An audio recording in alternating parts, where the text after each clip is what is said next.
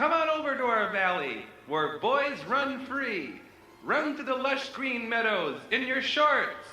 Brother John will be your guide in a summer of indescribable earthly delights.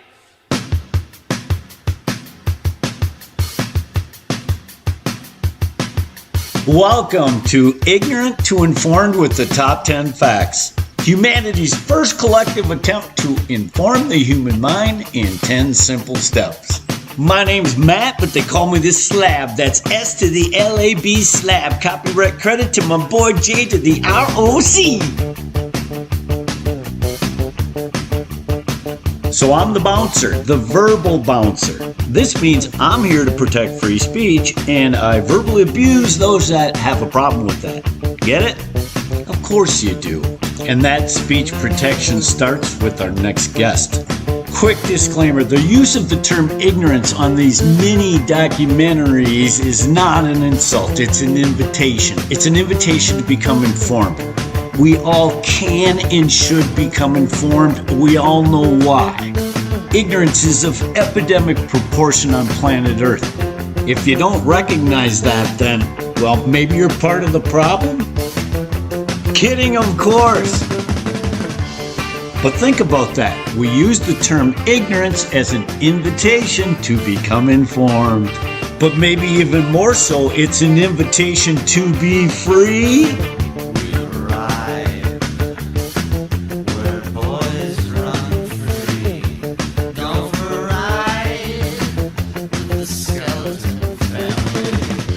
Trust us on this one. It's the epidemic of ignorance, not evil, that causes the problems in this world. Why? The ignorant outnumber the evil 100 to 1. And that's a problem, shall we say, of epidemic proportions. But that will all change starting with our next guest.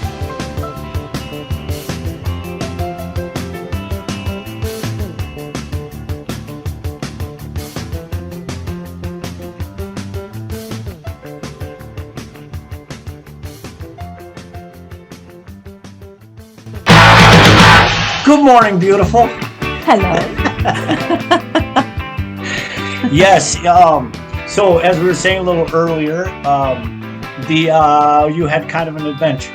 Yes. Okay. Ran into some difficulties out on the road, and my question to you was, what purpose do you believe that serves? Those types of, in certain circumstances, might even be dangerous situations, but certainly inconvenient. Yeah. Well, I was racking my brains. I mean, it facilitated a good conversation between me and my other half, but we're always communicating, so it wasn't necessary that we did that. I don't know. I really don't know, other than a lesson in patience. Really. That I think that, to me, it seems like it confirms that the purpose we are here on earth is for difficulties, that a benevolent, unconditional, loving creator is going to allow these mishaps to continue until the day we die. Yeah. And those mishaps are truly humbling. And but again, this is where I rationalize it, that says even in our greatest moments of despair, there are just millions of people that have it worse and would be happy to be broken down in a VW somewhere in England, right? So it's a crazy thing. It's such a mind game that even in the most unfortunate circumstances, sitting by the curbside, you and your better half can sit there and bullshit, and that's called quality time on this planet, right? Yeah. Your car's all jacked up. You're sitting there with a couple of beers. So it is all about the perception. Yeah, it is. Not the reality. Yeah, it's crazy stuff. Yeah. It's good. Well, so again, the crazy part is how much I love you and you love other people in the world and all these things. You hate to see the ones you love go through it. Yeah. It's even more painful than going through it yourself. Yeah, and I had 2 conflicts as well in the week. Well, I had 3, but 2 of them were exactly that I couldn't bear the fact that people that I love are suffering. But it's none of my business. It's not for me to tell people how they should live their life. That's up to them. But my struggle is how can I bear it when I love them so much and their lives are really difficult. And the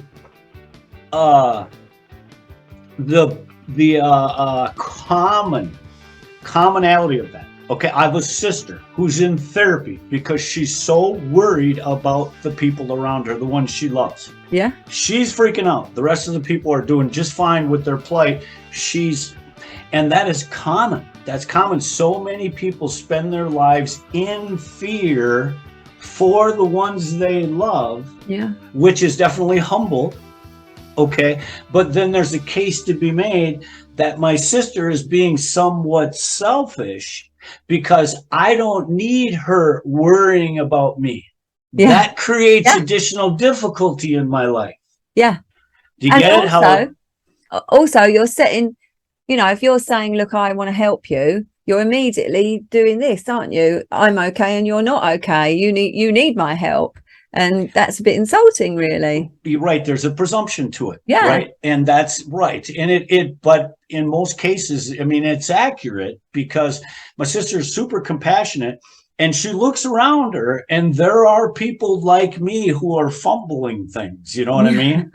Where she has, again, we're all kind of different in terms of like a personalities or what be it. And she was an overachiever. She was a valedictorian. I mean, those types of things. So she lives her life up here and she looks at the knuckleheads below that are kind of fumbling through this thing.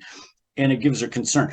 But obviously it shows compassion. But on the flip side of that, that's somebody choosing fear through their own volition. Yeah. That concern for your clients or your loved ones, whatever, your therapist is going to say, listen, here's what Al-Anon teaches, right? I went to AA, Alcoholics Anonymous. My wife went to Al-Anon. Yeah. And Al-Anon, the first thing they did is separate her from the problem. Yes. You have to say, you do not get to control or correct that problem. Yes. And truth be told, once I saw my wife going on with her life, taking the advice of Al-Anon, that was probably the loudest, clearest message I needed. Yeah. All right. You want to hear a good example? Yeah. They have what's called detox. You know what that is? If you're too shit-faced, they throw you in detox first, then jail. Yeah. Okay. Once I sobered up, I was going to meetings and doing some, joining in their AA meetings in the detox, which I thought was really cool because these people are, this is as the bottom of barrels you can get. Yeah. They basically threw you in a drunk tank. And this one girl was saying, and it was totally profound. And she goes, when I first started coming in here, everybody who loved me was really, really concerned. As I continued to get thrown in here, they got angry. Okay, they got angry with it. And now when I get thrown in here, nobody even cares. Yeah. I don't even hear from them. And that speaks the loudest. Yeah. So that's Al-Anon telling my wife, you're not going to be able to coax him, persuade him. You need to move on. And that effort of you moving on will probably speak louder than anything she's ever heard. So that's kind of cool shit that we got going for us, which is nice. And the other thing, because I'm an empath and I'm really intuitive, and obviously that's really helpful in my work with patients. Of course it is. But I find when I'm sitting with people, I get all their unexpressed feelings in my body, and I find it terrible. So what happened was I went to lunch with my brother and sister, and my sister was absolutely, well, I won't say what her issue is, but so she was vibing out, and I just couldn't stand it because she's not doing her feelings, as it were. She's not acknowledging what's going on for her. She's being willfully ignorant. Mm. And I'm feeling it all, and it's suffocating. And so in the finish, I said, you know what, I've just got to check out and not be here with you right now, because I just can't be around that. So in my analogy with the facts, what am I doing with that conversation that your sister would be? I don't know. Well, I'm rising above it. Yeah. You have to. You have to just say, if you're awake and aware, and you're watching the trials and tribulations of someone you love, like your sister, and you can see they're nothing but a pinball. Yeah. They're living life as it unfolds. They're not like the Dalai Lama, who's a second behind it or a frequency above it. They're in it, and they're taking a beating. Okay. And typically what comes from their mouth is, this is the beating I'm taking. Yeah. I'm getting the hell beat out of me here. And that's where therapists have an inordinate amount of patience, literally patience. And I would make a terrible therapist. Okay. And even in scenarios like this, and it's great because I'm telling you, so I've had a recent conversation with somebody that I really care about. And the conversation, he's my age, a male, conversation literally led to a place that says sometimes we just need to be hugged. Sometimes we are so alone. Yeah. We just need to be hugged. And if there's nowhere to turn for that hug, it is a terrible, terrible place. And this is a guy like me, my age, still wrestling through that. Yeah. That says, with all that said and done and all the relationships I have in this world, I really have nowhere to turn to be hugged. That's terrible. It's terrible. Yes, absolutely. And so in my conversation with him, I said, listen, my therapist and I just confirmed this the other day. And that is, if you are in the darkness, she even said that was one of the most intellectual things I've ever said. She commended me on it. And that was, if you're in the darkness, you feel alone. Yeah. But once you go up into the light, it's one big group hug. Yes. So it's not that you don't have anybody to hug. You need to get your ass out of the darkness and up into the light, because we're all giving hugs. Yes. Okay. Like, I get to hug you. I've never met you. You're on the other side of the planet, and I have tingles right now because I'm pulling you close. Right? Yeah. Yeah, so that's some cool shit that says, but the only way you get to partake in that is to be awake. Yeah. Okay, so that is a nice segue. I'm inching closer to this, okay? Because if we look at the whole program, you and I, Alex, we all understand we're inching closer to something that could be of value here, especially with the recent communication with Alex. Yeah. Okay, did you listen to Tim's? Yes. Okay, so you know that. Okay, and I've seen that type of approach, the meditation. Okay, but where I see that is simply profound is obviously the content that Tim wrote was very, very well written. Yeah. And the presentation was spectacular. So there's no question the human race needs to go through Tim's portal. Yes. It does. Right? I mean, there's nothing to be lost if the entire human race listens to Tim's words. Now, that to me is an irrefutable fact. That's saying, now, the question is, how do we get them to go through the portal? Right? Mm-hmm. And that's how do we awaken the asleep? You know, those that are asleep, how do we awaken them? How do we move toward the tipping point? Okay? And Tim's illustration is one clear way to do it. Yeah. Okay. And that's to talk to the human mind. And as you're using words, that mind is listening, and you can even unlock the mind.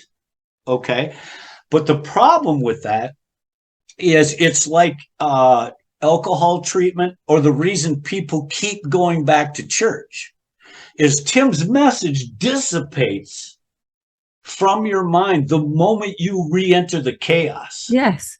You'd like to keep it front and center. You'd like that to be at the frontal lobe of your understanding, but that's just not the case. So it requires repetition. Or we have to use the word indoctrination, because we're saying you should open your mind. So the little whatever, we have to concede that the facts is some sort of an indoctrination, because it's using words to explain something. Yeah. But truth be told, it is the most valuable indoctrination on the planet, as far as I can see. I can't see one better than what Tim's was, in terms of I put it right in front, made my wife listen to it. And now everything changes. The moment she listens to that, I get to have the type of intellectual conversation I have with you every time. Yeah. Because she gets it. Yeah. Okay. But again, it's not her forte.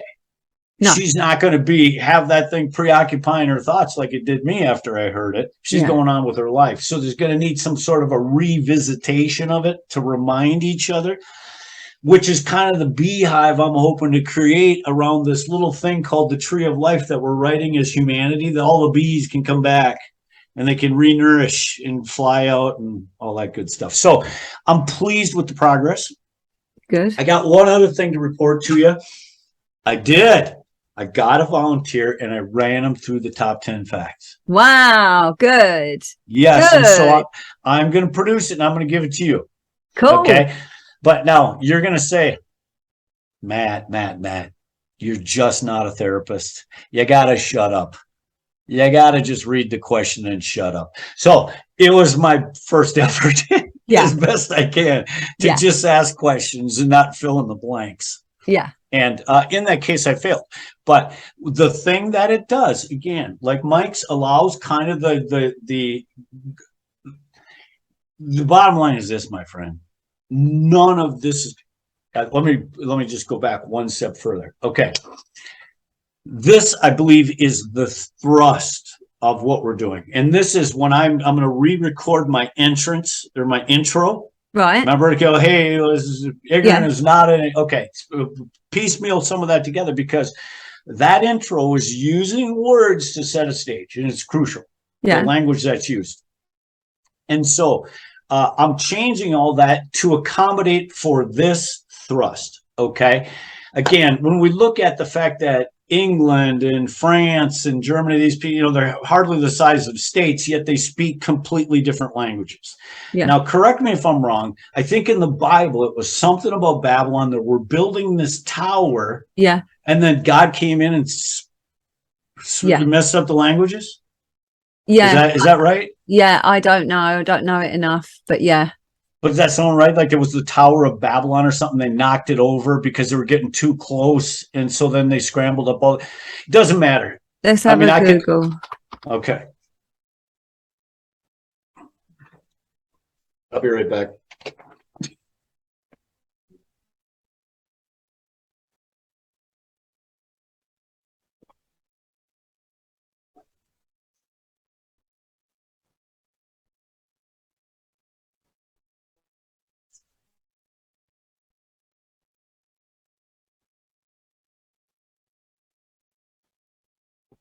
Actually, Lucinda, it doesn't matter. No, you're absolutely right. Everyone spoke a common language. And so they started to build the tower to the heavens, Tower of Babel. And then he confounded all their language and scattered them across the world so that they couldn't understand each other. That sounds like kind of a mean thing to do, right? And what was the reason they had to scramble the languages? What was the goal of the humans at that point? I don't know. I do. What? They're getting too close to truth. Oh, yeah. Well, yeah. Hell yeah. They're digging for the heavens. They're building for the heavens. Okay. And so now let's just take the thing out of the Bible. Okay. Forget that description of what happened. And let's look at the possible logic behind it. Okay. How through evolution could you possibly have that multitude of different languages so close together? How could that possibly evolve? Could it? Yeah, it's weird, isn't it? Yeah, no, it couldn't. Yeah. It's not only weird, it's obvious to me what happened. Okay, tell me then. All right. Okay, I live in a world where now I am 100% convinced. There's no question about it. Right above human intelligence is higher intelligence. Yes. That of alien life or UFOs or what be. Yeah. Okay. And that life has been here as long as this globe's been spinning. Yeah. Or they showed up at some point, but they're certainly sitting right up there witnessing the evolution of the human being, right? And can you imagine to look down on it and see the cavemen and know that you've got all this technology and those guys are out there trying to invent fire? Yeah. I mean, it had to be kind of a weird experiment, but truth be told, if you're going to look at the logic, they were there before the caveman. They're of higher intelligence. Yeah. Okay. All right. So like I'm doing right now, or like a human being would say, hey, declassify the UFO information, declassify 9/11, declassify. That's no different than building a tower in Babylon to the truth. Yes. Yes. You're digging for something they don't want you to have. Yeah. Okay, does that make sense? Yes. All right, so basically what we're trying to do, any of the conspiracy theorists, which are actually corruption theorists, Yeah. if we use the word actually, you stop us at every point we're about to uncover the corruption. So we're corruption theorists. But if you look at their purpose, it's no different than the dudes building a tower in Babylon, man. We're just trying to figure out what the hell's going on here. Okay, so back in those days, they saw that as a problem. Today, they see it as the same problem. So in my humble opinion, the reason the languages are mixed up and they're only like a river away from France to Germany or whatever, is the UFO information has always controlled the words in the narrative. They've always controlled it. And so all they have to do from above is separate the narratives. Now the media and everything speaks in a different, you know what I mean? So it's more logical to believe that somebody wasn't trying to actually build a tower to the heavens, but what they were doing was in search of truth. And with that common language, they were able to speak to each other and be zeroing in on what's true, going toward the heavens to say, we want to communicate with these UFOs. And that had to be stopped, so they mixed up the language. Okay, so go ahead. No, I was just going to say, in a much more mundane way, not necessarily linked to what you're saying, but in this country, you literally go, I don't know, 40 miles drive into another county, and the dialect, the language is very different. The accents is very, very different. It's amazing, this country, how many different accents you have. Yeah, now accent I can understand to a degree because that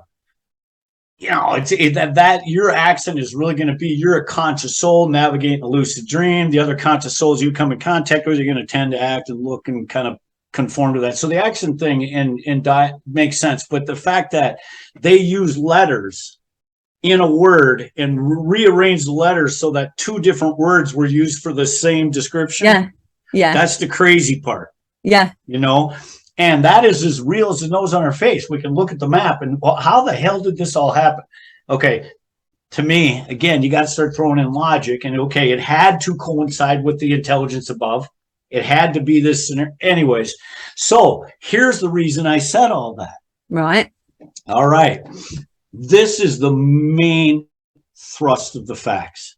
We are putting the languages of Babylon back together. Okay. They split the languages. We're creating a new narrative, the one they didn't like before, based on what's happening. Truth. And we'll see how long it takes till they squish it. Yes. Till they tip over our tower.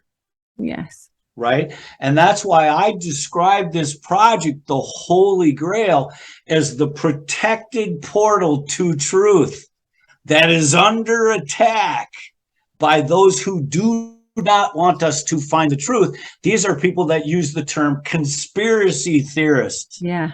Okay, so does that make sense? Yeah.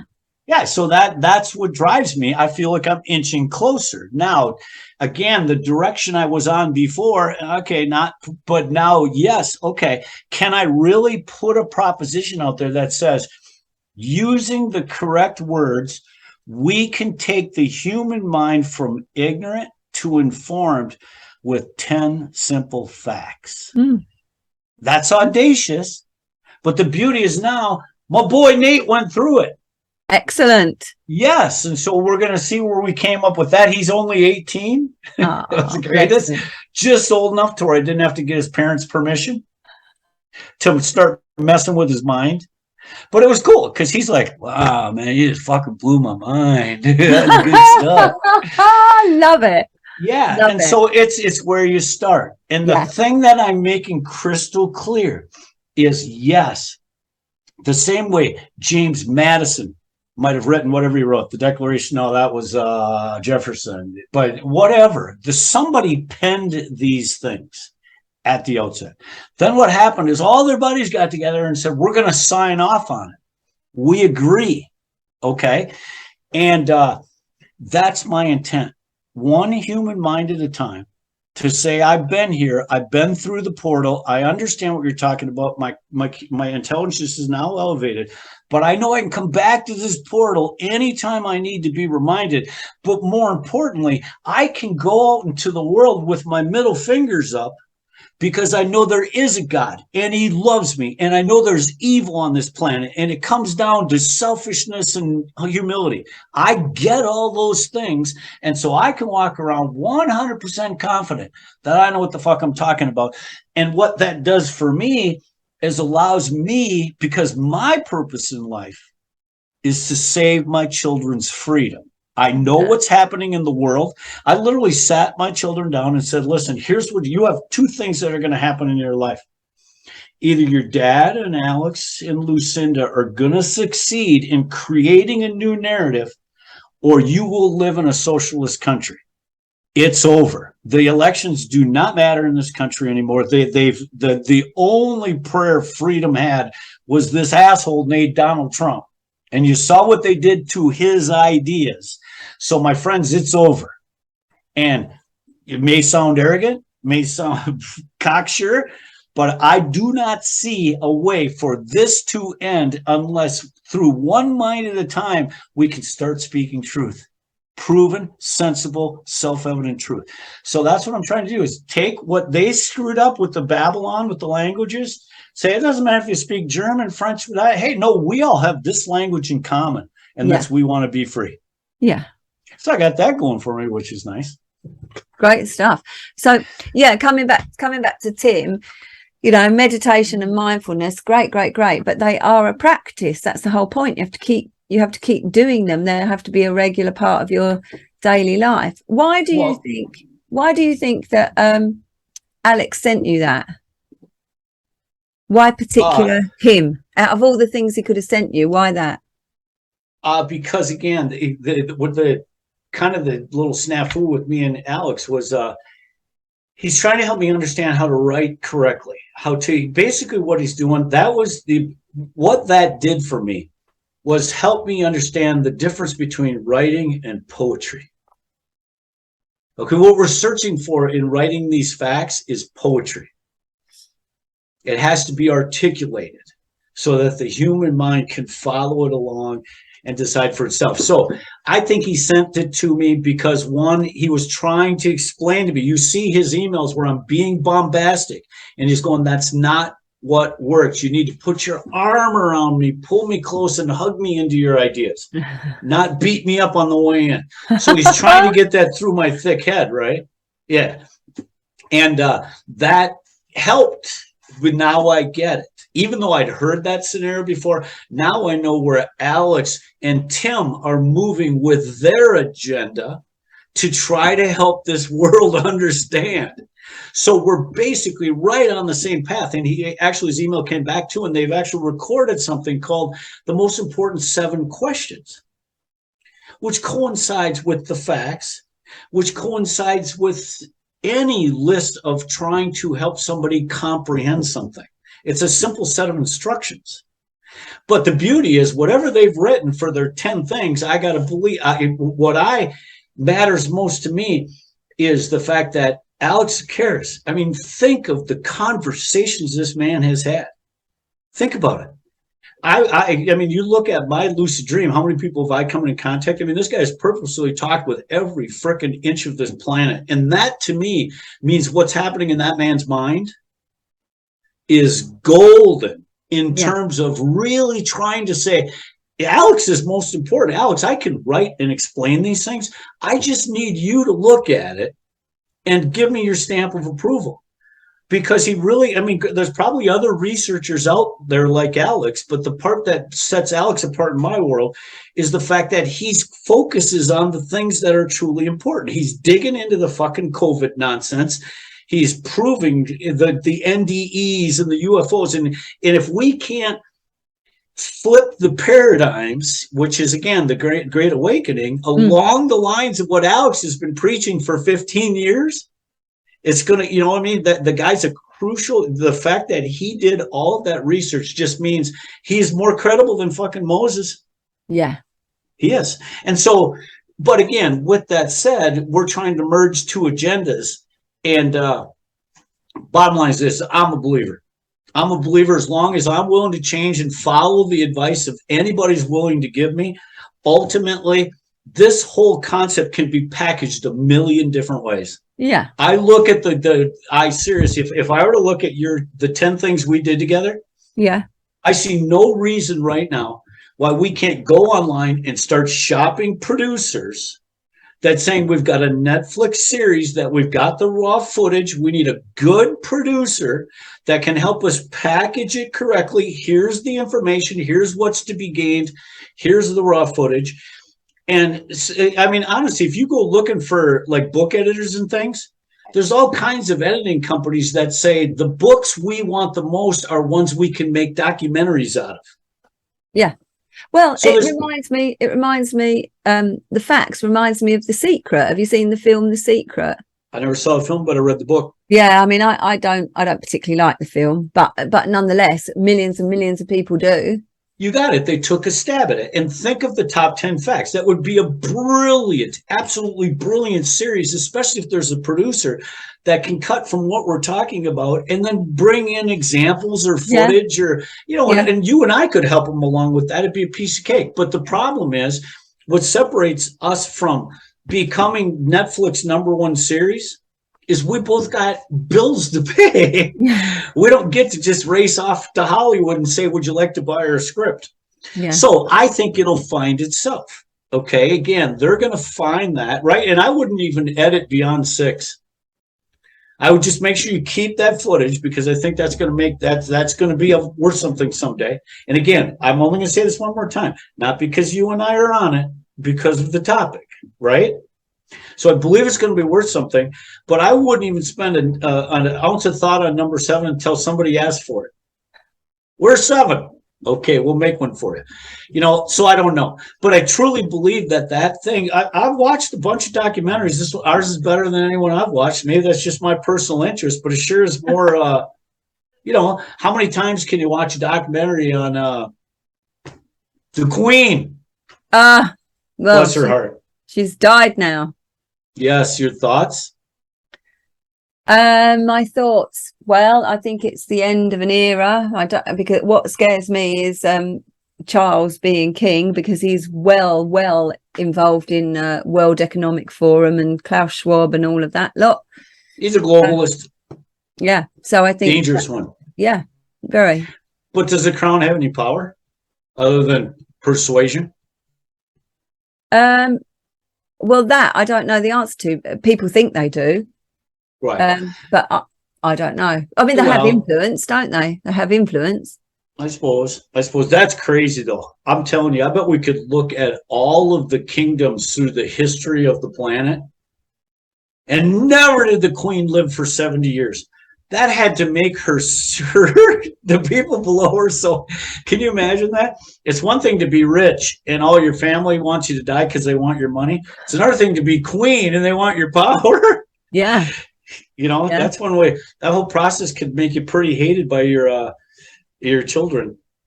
Yeah, but I mean, it's 10 days of mourning and people wearing black, and I know.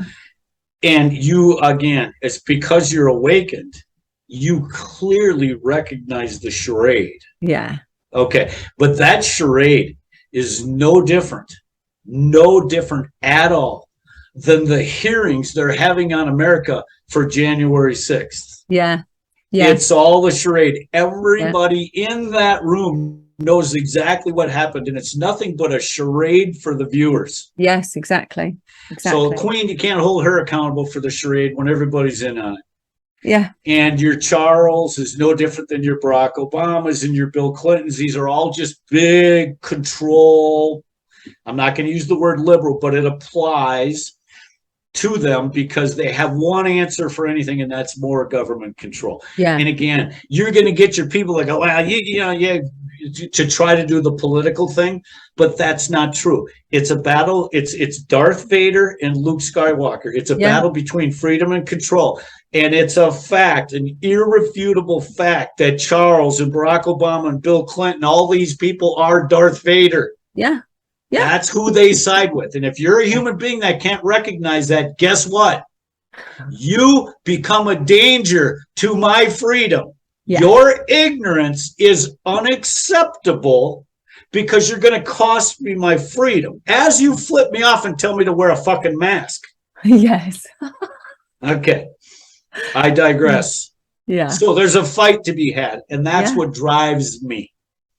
Not just my children, but all of humanity. And the cool thing is, because again, when you think of the Queen, okay, the Queen just went through the NDE. Yes. Okay, so she gets through the pipe, and over there, she's going to go through all of the horrors she might have created. Yeah. But now, as a little old lady that lived 30 years longer than most of us can expect to, or 20 years, she had plenty of time to repent. Yes. Okay, so she maybe became enlightened and realized, holy shit, I'm a spirit and I'm accountable and all that. And maybe she popped out the other end and nothing but an applause. I said to my boys, I said, imagine her life review. Yeah. I mean, my God. Been so many things and experiences and people and conversations and Unbelievable. Unbelievable. Right? Yeah. What a remarkable lucid dream. Yeah. Okay. And with that said, I wouldn't have traded places with her. No, me neither. I'd rather have mine. My little simple life. And also, on Sonia that I do the morning show with, she's really anti-establishment, as a lot of them are, fair enough. But I have a bit of a different take on it, because I think, what must it be like to find that you're born into that family and you have to be, you know, the figurehead? What? Because you've got you've got a choice. You can abdicate, but even if you abdicate, you're still born into the spotlight, aren't you? You haven't chosen that. No, you agreed. But you can see how ludicrous that is. Yeah. That's putting people in positions of power that have no desire to even be there. And no training. Yeah, no training. Okay, so that's where the Americans got a little smarter and said, hey, I think we should elect rather than just, next kid born is the ruler, like they're doing in North Korea, whatever those knuckleheads are figured out. But again, it's absolutely absurd. The whole king, queen power. But listen, it's absurd in my world because I'm awakened. Now, it served its purpose in millions and millions of lives. I mean, God is the one who sat and watched that thing unfold. And even larger than witnessing the different conscious souls that are volunteering to be part of the royalty. I mean, the kids knew they were going into royalty. They signed that agreement. Okay, now once they get here, they're going, why the hell did I do that? But, but that's the way it works. And with that same scenario, though, imagine you're born into that type of scenario. What's the difference if you get born in North Korea, man, and your dad's in the fucking gulags? Yeah. You're a little kid and your dad said the wrong thing to the government. So instead of being home with the family, they got him freaking working somewhere in a crazy shit. Yeah. So the Queen was blessed because there's not a, other than the Trumps and maybe the Winfreys and the Kardashians, most of the gigs are kind of difficult. Yes. No. So anyways, I love the theory conversation of it. She went out. I don't know. It's the fact that whole knucklehead concept of you were born through me, so you've got these entitlements. I don't know. It's crazy, isn't it? I mean, what the ultimate, the divine purpose for all that bullshit is? I don't know.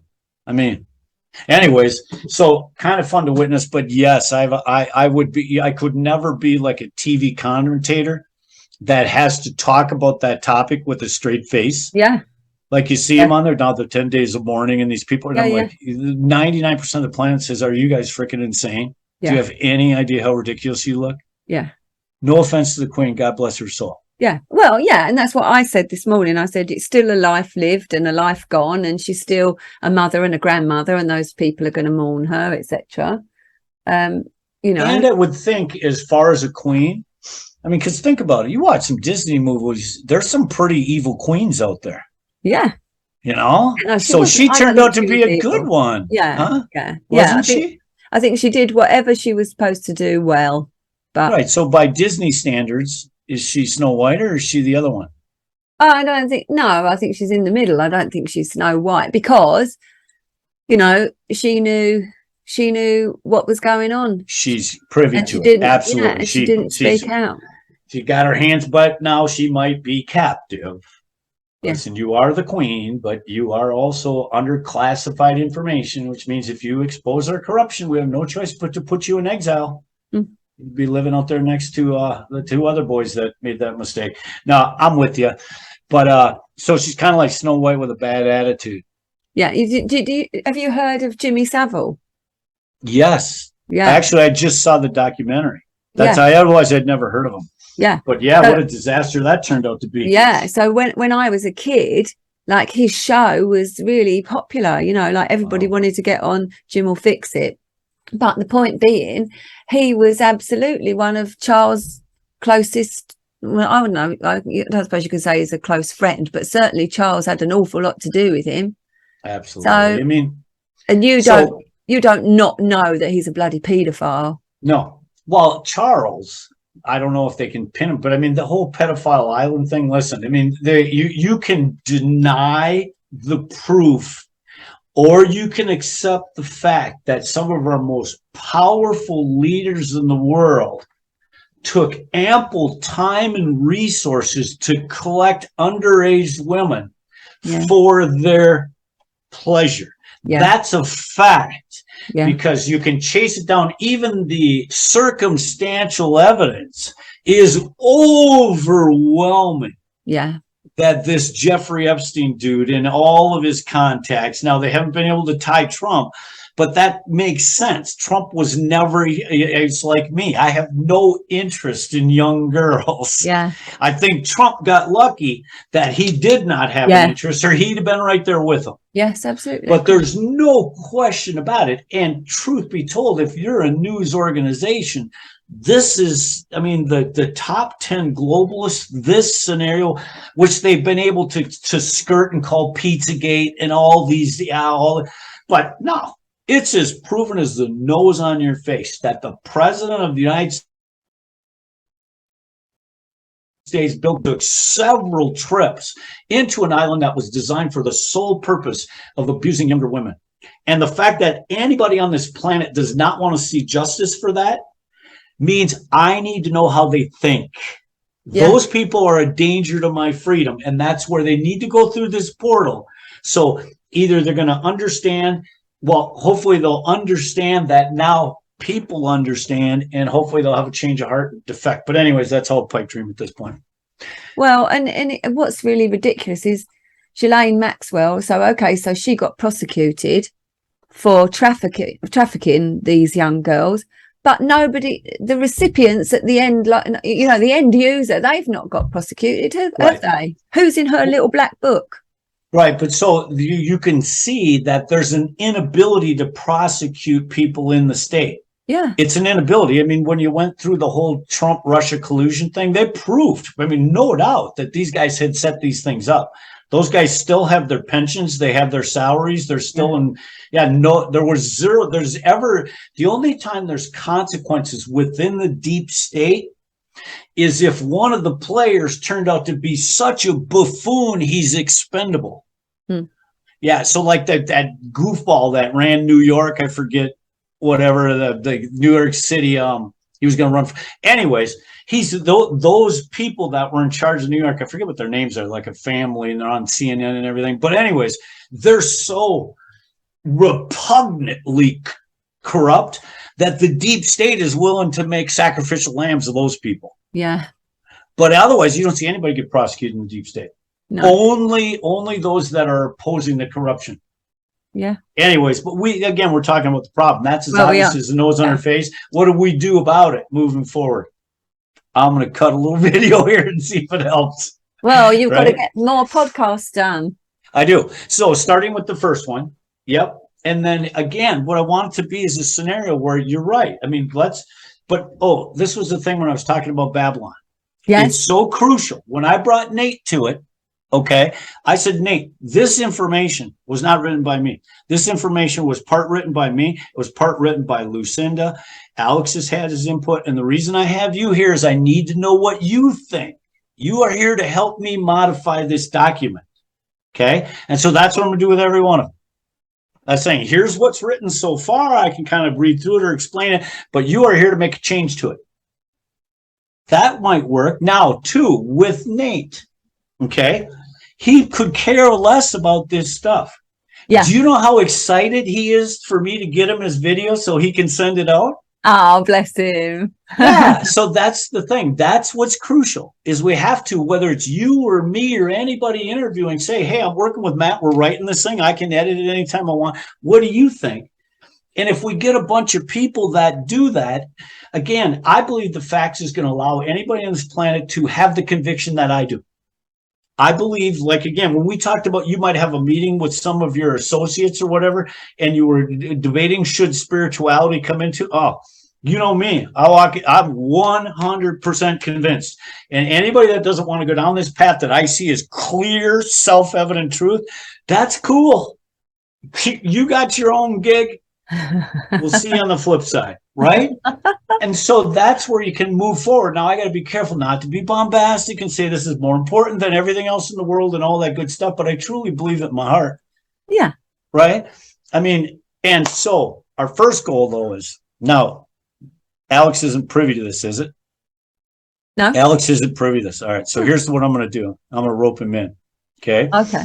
Because we're communicating again now. All right. And so I'm going to say, listen, Alex, we're all in. Listen, we can write that book and we can write it in a weekend. But I just believe that both Lucinda and I will be more inspired if we're writing on your deck. So could you arrange for just a couple of round trip tickets? We'll come down there, hang out for a weekend, bang this fucker out, have a couple of beers and go home. That would be so funny. That would be so funny. But you know what would happen? What? Between you and him, I wouldn't get one word in. Not one. Yeah, well, there is that. But the bottom line is you're going to get a word in because you're not leaving my arm. The whole time you're there, we're walking to the store together. We're going to sleep right next to each other like this. We're going to wake up, have coffee together. All right? So what you say will be heard. Yes. All right, so I'm going to make that happen, all right? Let's see if I can get that done by next week. Okay. But I have to use my, I got him on the line, and I can't snap the line. I got to go, hey, I don't know. What do you think of this? I was thinking a little Southern Pacific sunshine might move this project forward. Huh? All right. I'll make that happen because the best thing I could possibly do is have Alex pay for you and I to meet each other. Yeah, he can afford it. Hell yes, he can. He's an entrepreneur. Yeah, and a good one. He's loaded. Well, and he's going to be even more loaded because when the three of us pal up on this thing, with his input, your input, and my input, individually, no big deal. Together, unstoppable.